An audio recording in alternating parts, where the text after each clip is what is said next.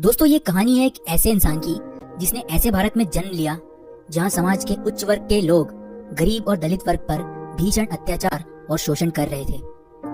लेकिन समाज की इस घृणा, अपमान और तिरस्कार के बावजूद उन्होंने ऐसी शिक्षा हासिल की जिसकी बदौलत वो भारत के संविधान के निर्माता बन गए। दोस्तों, मैं बात कर रहा हूँ डॉक्टर भीमराव अंबेडकर जी की, जिनका जन्म 14 अप्रैल 1891 को मध्य प्रदेश के मऊ गांव में पिता रामजी मालोजी सकपाल और मां भीमाबाई की 14वीं संतान के रूप में हुआ। उनके पिता रामजी ब्रिटिश सेना में मऊ छावनी में एक सैनिक थे। परिवार महार जाति से था जिसे लोग बेहद ही निचले तबके का मानते थे। उनका परिवार मराठी था जो महाराष्ट्र के रत्नागिरी जिले में अंबावाड़ी गांव से था। सेना में काम करते हुए डॉक्टर अंबेडकर के पिता सूबेदार बन गए और वो हमेशा से अपने बच्चों की शिक्षा पर जोर देते थे। कुछ दिन बाद उनके पिता सेना से रिटायर हो गए और वो परिवार को लेकर सतारा चले गए, जहाँ कुछ दिन बाद अंबेडकर की माता भीमाबाई का बीमारी के चलते देहांत हो गया। अब अंबेडकर समेत 14 भाई बहनों की देखभाल उनकी चाची ने कठिन परिस्थिति में रहते हुए की। छुआछूत, घृणा और अपनी हीन मानसिकता की वजह से डॉक्टर्स भी अछूतों को बिना छुए ही उनका इलाज करते थे, जिसके कारण अंबेडकर के 14 भाई बहनों में से केवल 3 भाई और 2 बहनें ही बच पाई। बाकी सभी 8 भाई बहन शोषण के कारण मारे गए।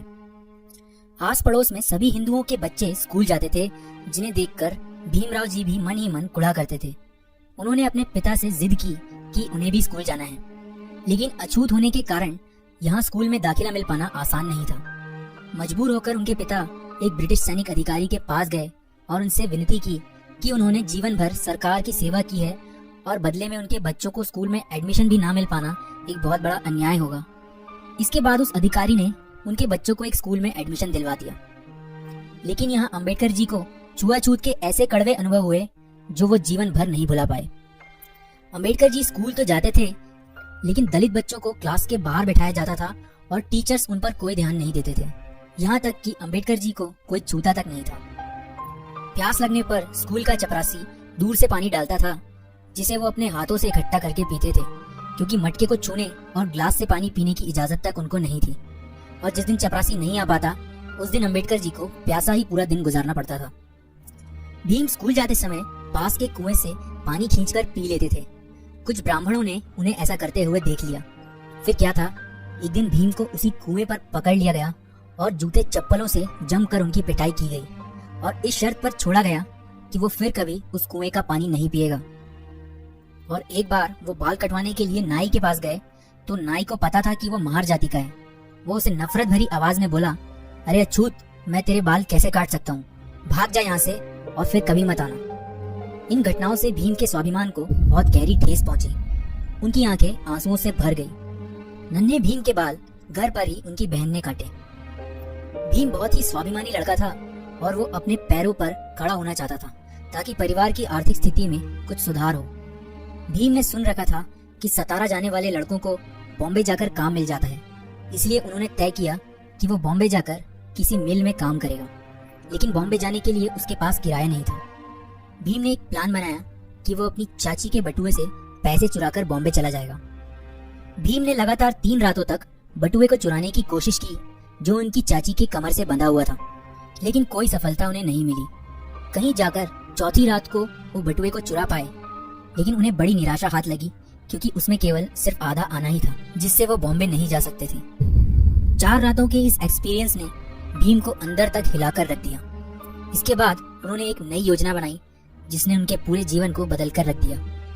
उन्होंने निश्चय किया कि वो पढ़ लिख कर अपने परिवार के लिए रोजगार प्राप्त करेंगे और अपने अंदर की सभी बुरी आदतों को छोड़ देंगे। किस्मत ने भी भीम का साथ दिया।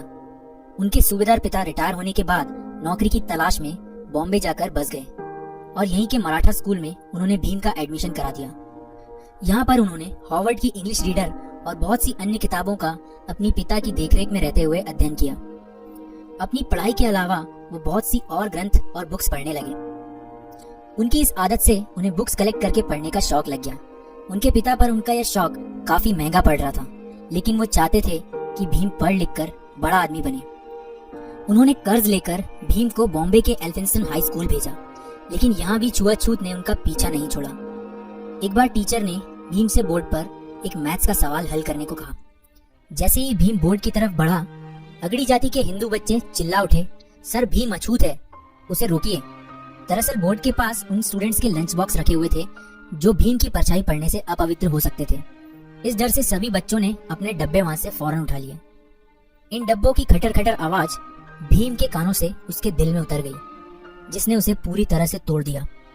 हालांकि उन्होंने उस प्रश्न को सेकंड्स में हल कर दिया जो कोई नहीं कर पाया था, जिसे देखकर टीचर समेत सभी स्टूडेंट्स भौंचक्के रह गए थे।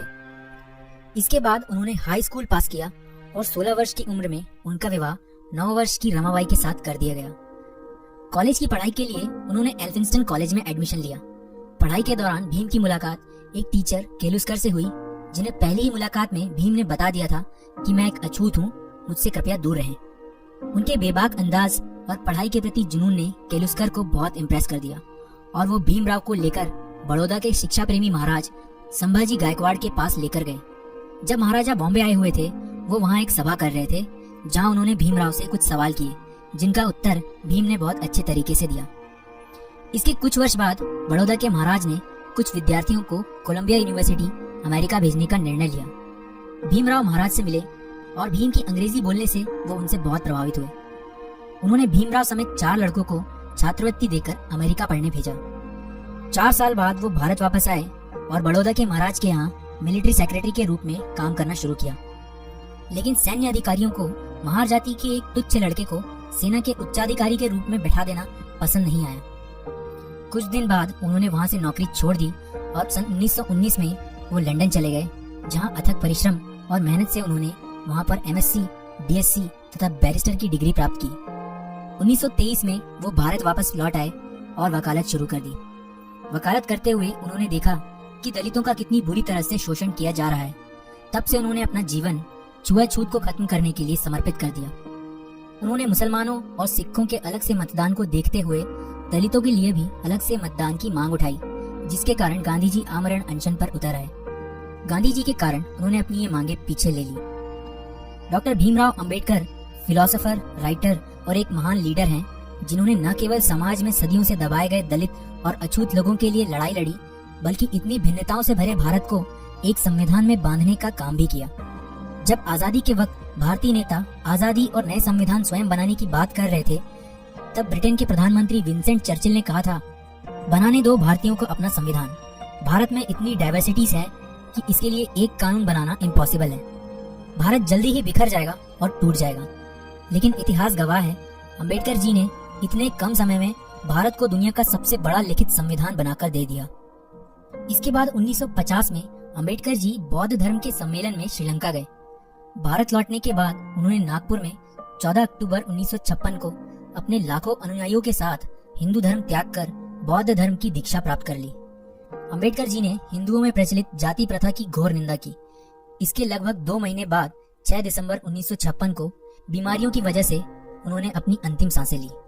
उनका अंतिम संस्कार बौद्ध धर्म के रीति अनुसार हुआ। दोस्तों, अंबेडकर जी की मौत के कई वर्षों तक कांग्रेस की सरकार रही, जिसके नेताओं ने जीते जी खुद ही को भारत रत्न तो घोषित कर दिया, लेकिन भारत माँ के असली रत्न यानी डॉक्टर अंबेडकर जी को 1988 में वीपी सिंह की सरकार आने पर ही भारत रत्न मिल पाया। डॉक्टर अंबेडकर का कहना है, जीवन लंबा होने की बजाय महान होना चाहिए। मैं ऐसे धर्म को मानता हूँ जो स्वतंत्रता, समानता और भाईचारा सिखाए। दोस्तों, ये वीडियो अंबेडकर जी को समाज और भारत के लिए किए गए कार्यों के लिए समर्पित है।